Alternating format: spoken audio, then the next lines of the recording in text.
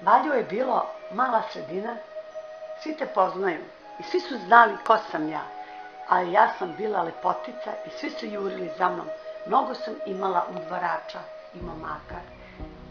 Stvarno sam bila seksi mačka, pa vidite po meni.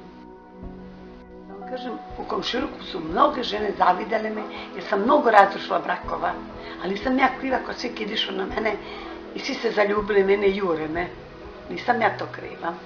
Bila sam prva dama grada Valjevo, zvanično proglašena za najlepšu devojku na izboru za Miss, održano 1978.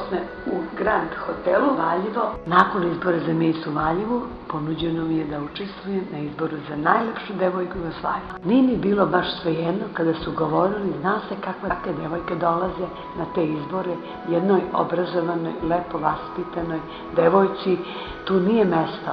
Verujte mi na reč da sam pametna, vrlo lepo vaspitana. Pevala sam u Damjana u Valjevu, bila sam lepotica, moj tate je bio jako strog. Prva sam u tadašnjem sterilnom gradu patentirala minić, korsete, duboke čizme. Mog imena muškarci su sekli mene, fatalna sam bila.